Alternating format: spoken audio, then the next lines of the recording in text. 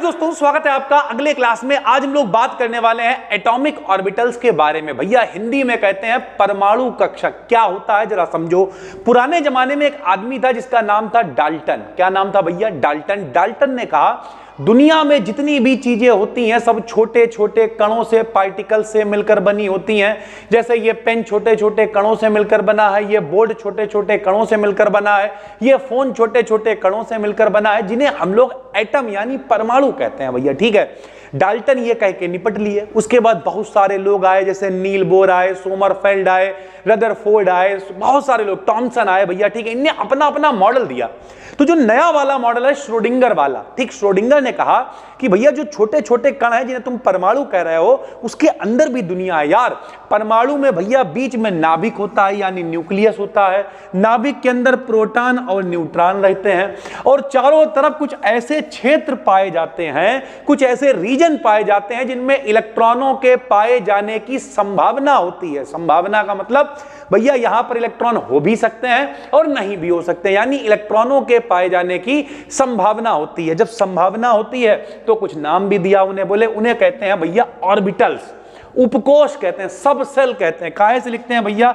S P D F, S P D F, S P D F, यानी SPDF से इन्हें denote करते हैं। आराम से समझो मेरे भाई, हम क्या कह रहे हैं कि परमाणु है, दुनिया में जितनी चीजें सब परमाणु से मिलकर बनी है, एटम से मिलकर बनी है। और एटम में भैया बीच में न्यूक्लियस है, न्यूक्लियस के चारों तरफ कुछ ऐसे रीजन है, कुछ ऐसे क्षेत्र हैं जहां पर इलेक्ट्रॉन के पाए जाने की प्रोबेबिलिटी है, संभावना है। इलेक्ट्रॉन हो भी सकता है, नहीं भी हो सकता। उन्हें हम लोग सबशेल कहते हैं। सबशेल को काहे से लिखते हैं? तो भैया S P D F, SPDF से हम लोग लिखते हैं भाई। ठीक है, एस में कितने इलेक्ट्रॉन होते हैं भाई? तो एस में 2 इलेक्ट्रॉन होते हैं। पी में कितने होते हैं भैया? 6 इलेक्ट्रॉन होते हैं। डी में कितने होते हैं? 10 इलेक्ट्रॉन होते हैं।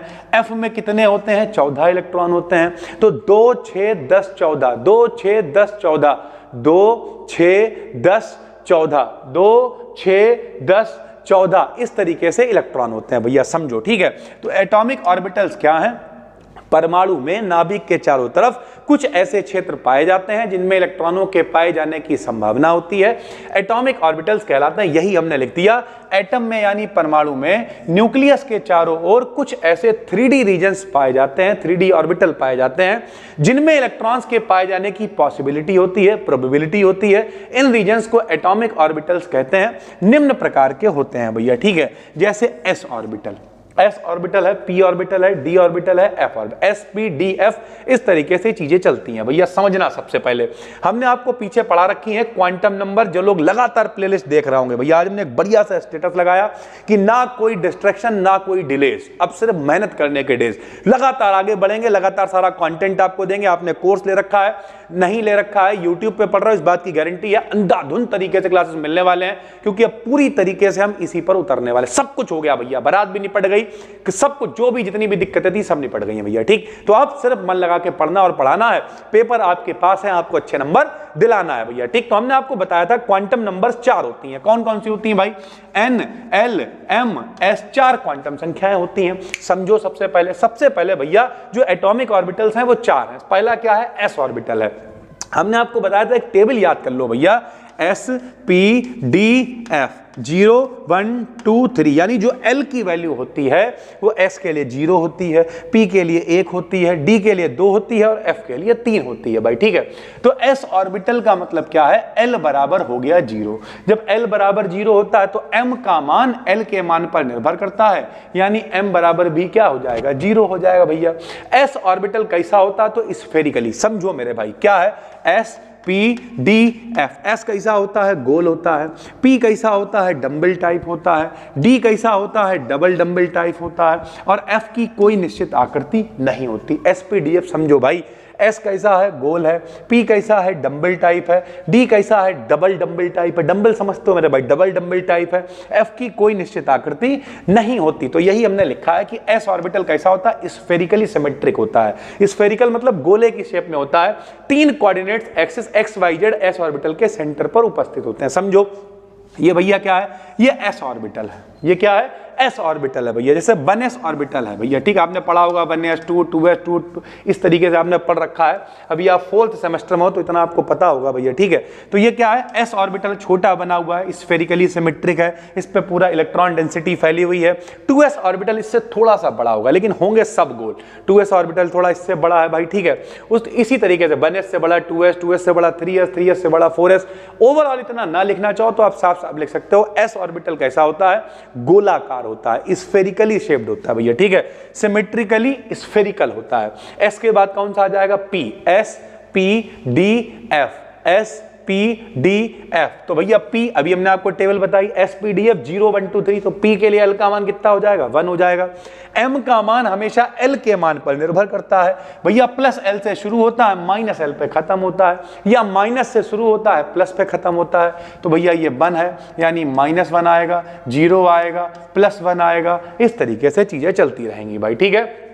p ऑर्बिटल में इलेक्ट्रॉन डेंसिटी के 2 लोब्स होते हैं। 2 लोब का मतलब डंबलाकार है, तो एक लोब ये हो गया, एक लोब ये हो गया भैया, 2 लोब्स होते हैं। ये दोनों लोब्स न्यूक्लियस पर मीट करते हैं। न्यूक्लियस कहाँ है, ये भैया बीच में नाभिक हो जाएगा। 2 लोब्स हैं, इनमें इलेक्ट्रॉन डेंसिटी होगी, न्यूक्लियस पर इलेक्ट्रॉन डेंसिटी 0 होती है, नाभिक में इलेक्ट्रॉन से कोई लेना देना है नहीं, तो इलेक्ट्रॉन डेंसिटी यहाँ होगी भैया लोब्स में, बीच में न्यूक्लियस होगा जहां पर कोई इलेक्ट्रॉन डेंसिटी नहीं होगी, यानी ये डंबल शेप में होगा। अतः p ऑर्बिटल डंबल शेप में होता है। हमने आपको यह भी बताया था 4 डब्बे मेरे भाई बनेंगे ऐसे करके, s p d f। s में 1 डब्बा बनता है क्योंकि s में 2 इलेक्ट्रॉन आ सकते हैं, p में 3 डब्बे बनते हैं क्योंकि p में 6 इलेक्ट्रॉन आ सकते हैं, d में 5 डब्बे बनते हैं क्योंकि 10 इलेक्ट्रॉन आ सकते हैं, f में 7 डब्बे बनते हैं क्योंकि 14 इलेक्ट्रॉन आ सकते हैं भाई।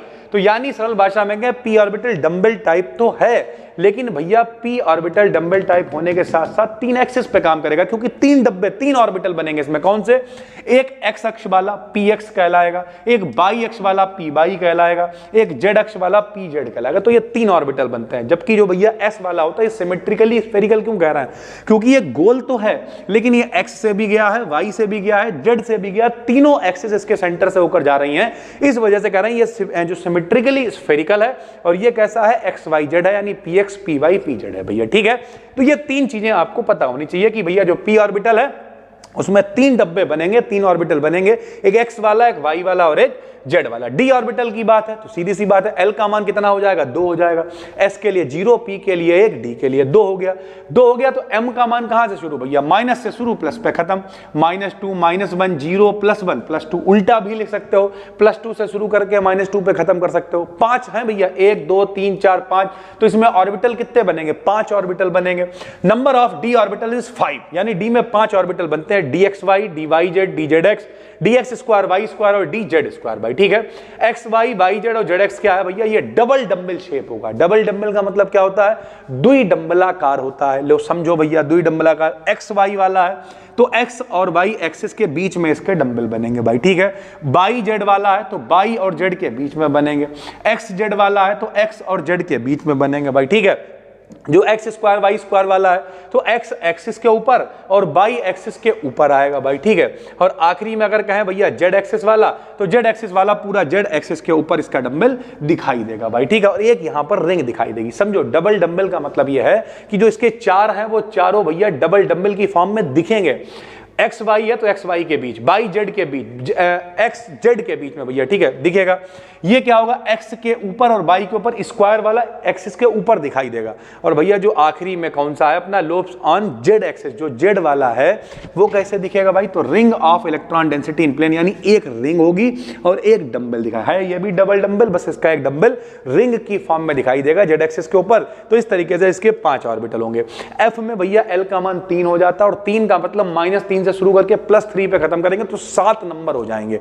इसमें 7 ऑर्बिटल होते हैं और 7 चीजों को, 7 तरीके की आकृति को एक पेपर पे दिखा पाना असंभव है, कॉम्प्लिकेटेड है। इसलिए हम लिख देते हैं shape of F orbital is complex, यानी ये कैसा है, कॉम्प्लेक्स है। It's exact shape is still unknown, यानी इसका असली शेप अभी तक कोई भी पता नहीं कर पाया भैया। तो अगर हम आपको यहां पर शॉर्ट में बताएं तो एटॉमिक ऑर्बिटल क्या होते हैं, नाभिक के न्यूक्लियस के चारों ओर कुछ ऐसे रीजन होते हैं जिनमें इलेक्ट्रॉनों के पाए जाने की संभावना होती है, प्रोबेबिलिटी होती है। कितने हो जाएंगे भैया, 4, sp d f एस कैसा होता है गोल, P dumbbell type, D double dumbbell type और एफ की कोई भी निश्चित आकृति नहीं होती है भाई, ठीक है। इससे रिलेटेड कुछ बेसिक से क्वेश्चन विकल्प में बन सकते हैं, जैसे the orientation of atomic orbital depends on their.